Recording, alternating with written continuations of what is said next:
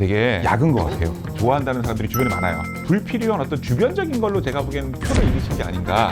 누가 올라갈지 모르겠지만 두 분 토론은 정말 시청률 역대급으로 나올 것 같다고 웃겨가지고. 홍준표 후보가 전 제일 재밌더라고요. 보면은 민주당 지지자들도 오히려 이낙연 후보보다 홍준표를 좋아한다는 사람들이 주변에 많아요. 거부감이 덜해요.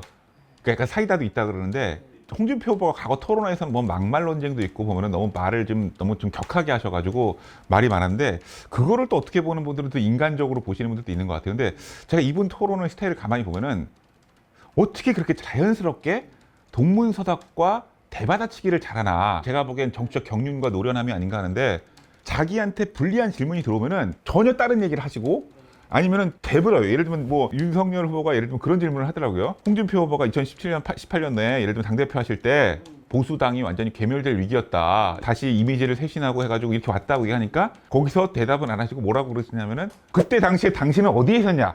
이렇게 해가지고 상대를 더 그 코너에 몰잖아요. 그럼 상대는 당황할 수밖에 없거든요. 그러니까 불리한 상황을 어떻게 이렇게 자연스럽게 어색하지 않게 잘 대받아치느냐. 잘 능수능란하게 아주 그냥 넘어가시는 스킬이 좋지 않나. 그러니까 컨텐츠보다는 스킬이 좋지 않나. 정말 중요한 얘기를 그런 식으로 회피를 해가지고 예. 제대로 검증이 안 되게 만들어요. 결국은 개입을 해가지고 되묻는 질문을 좀 되도록 줄이시고 대답하시는 분은 질문의 요지에 맞게 대답을 하셔야 된다 해가지고 아니면 페널티를 준다든지 이렇게 해야지 본선 토론 때는 주도권을 갖고 있는 사람의 질문에 좀 집중해서 대답하고 사회자가 좀 최소한의 교통정리, 진행상의 교통정리 좀 하라는 그런 게 들어간다면은 아마 그런 부분들은 충분히 좀 정리될 수 있지 않을까요? 윤석열 후보 같은 경우에는 처음부터 토론에 대해서 약간 좀 거부감이 있다는 얘기가 많이 보도가 나오셨잖아요. 그러니까 아주 긍정적으로 보자면은 주변 사람들이 의외했던 것보다는 제가 보기엔 다양한 정책 분야에 대해서 식견이 있으니까 본인이 또 그렇게 얘기하시더라고요. 보면은 자기가 뭐 검찰에 있다 보면은 여러 분야의 어떤 컨텐츠들을 접할 수밖에 없다 보니까 기본적으로 자기도 있다. 그런데 저는 그건 맞다고 생각해요. 근데 다만 이제 정책에 있어서 논쟁이 있었던 게 아니라 불필요한 어떤 주변적인 걸로 제가 보기엔 표를 잃으신 게 아닌가. 차라리 정책으로 그냥 편안하게 얘기하시고 좀 긴장하지 마시고 했으면 되는데 토론회를 거치면서 지지율이 많이 좀 떨어진 게 아닌가 하는 생각이 든 게 20대 지지율에서 윤석열 후보가 한 자릿수더라고요. 그리고 40대선 뭐 상대당이지만 이재명 후보가 지지율이 높고 그다음에 60대 이상에서 윤석열 후보가 지지율이 높다는데 특히 20대들이 토론회를 많이 보거든요. 그러니까 아니면 중도층들도 많이 보고요. 보면은 그리고 또 직군별로 보면은 사무직에서 윤석열 후보 지지율이 상당히 낮더라고요. 되게 교육 수준이 높고 아니면은 뭐 이런 분들한테 좀 어필을 못 한다는 얘기거든요. 여성들에서 지지율 때 되게 낮잖아요. 그분도 되게 뭐 고시 패스하고 되게 스펙이 좋으신 분이잖아요. 청년, 여성, 그다음에 사무직 이거를 아우르는 게 좀 뭘까 좀 생각해 보시면서 젠더 감수성에서 좀 조심을 하시고 좀 말실수를 좀 최소화할 수 있는 방안 앞으로 본선 토론 가신다면은 좀 그런 부분들에 대해서 좀 신경을 써야 되지 않을까 그런 생각이 들더라고요. 오히려 이번 대선에서 좀 부각이 안 되고 있는 거 아니에요? 유승민 후보의 그런 장점들이? 결국은 TV 토론의 효과가 어디까지 닿아 있는가. 사람들이 마음을 바꾸는 거거든요. 토론을 보면 저 사람 똑똑하네, 잘하네. 그 정도 평가에서 멈출지 저 사람 찍어야 되겠다.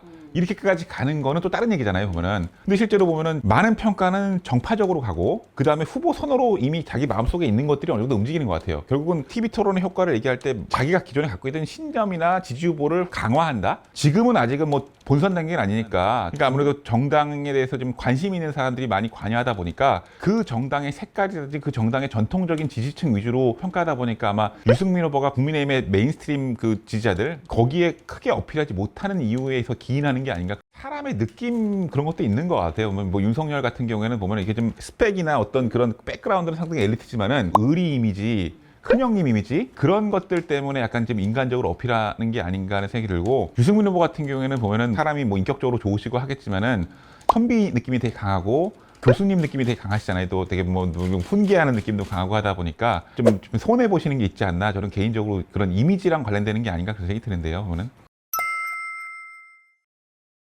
이재명 후보 같은 경우에는 너무 말씀을 안 하신다.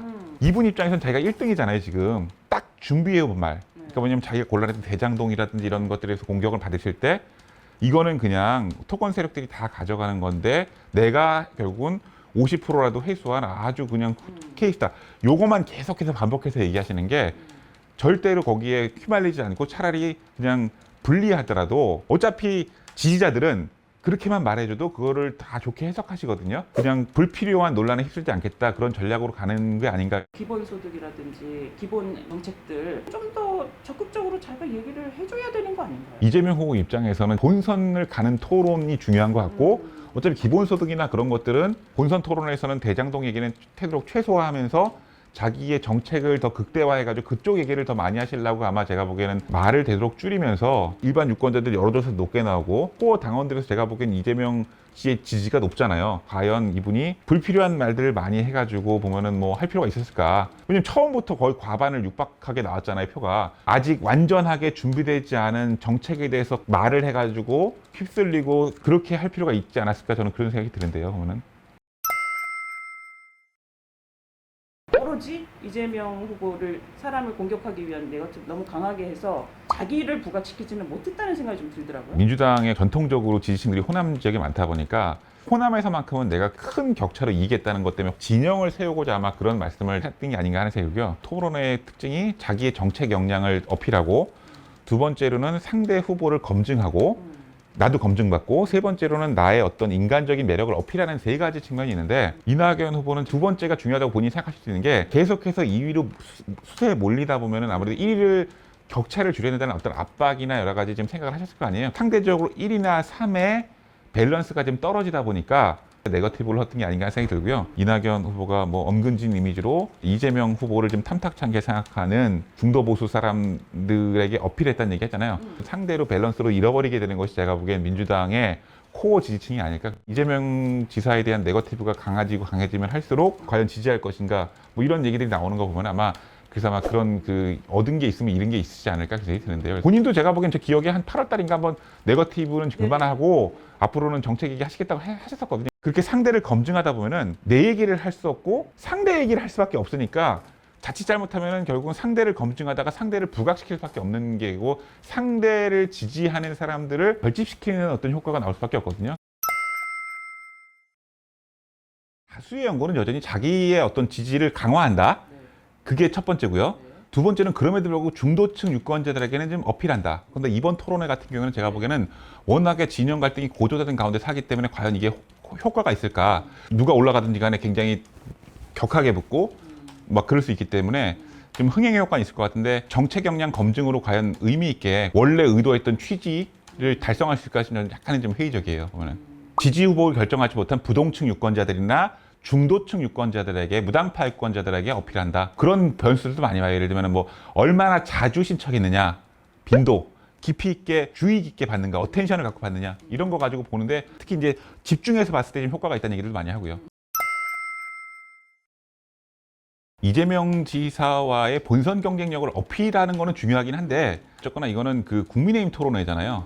그러니까 이재명 후보와의 어떤 경쟁이나 이런 것들은 나중에 본선을 위해서 좀 약간 아껴두시고 보수의 혁신과 개혁이 필요하다면 내가 이걸 어떻게 할 것이냐 비전을 제시하는 토론회가 좀 됐으면 좋겠고요. 본선 토론회 같은 경우에는 아무래도 유권자들에게 충분히 정보를 줄 수 있을 만큼 정책을 충분히 잘 보여주고 상대 후보에 대한 검증을 할지라도 비방하거나 네거티브로 가는 것보다는 정책을 좀 검증하고 그 사람의 어떤 업적, 그런 업적을 위주로 좀 회고적으로 평가하는 식으로 좀 가는 게 바람직하지 않을까. 제일 중요한 거는 유권자라고 생각합니다. 유권자들이 토론에도 이렇게 많으니까 좀 보시고 진짜로 나에게 맞고 우리나라를 위해서 어떤 후보가 좋을지 당을 지우고 그다음에 또 후보를 지우고 좀 봐서 정말 좀 역량이 좋고 왜냐면 지금 포스트 코로나 시대부터 해가지고 앞으로 뭐 미래 성장 목걸이 뭐 반도체 전쟁 얘기도 나오고 보면은 뭐 미중 패권 전쟁부터 해가지고 정말 우리를 둘러싸고 있는 뭐 정치, 경제, 과학, 환경, 에너지 정말 많은 이슈들이 있잖아요. 보면은 그런 부분들이 너무 중차대하기 때문에 단순히 우리 정당의 이익, 개인의 이익보다는 정말 나라를 위해서 중요한 역할을 할 수 있는 진짜 그 준비된 후보를 뽑는 시간인 만큼 왜냐면 뽑아놓고 또 후회하면 안 되잖아요. 5년이나 시간 동안 이게 탄핵도 힘드니까. 그러니까 그래서 좀 했으면 좋겠습니다. 예.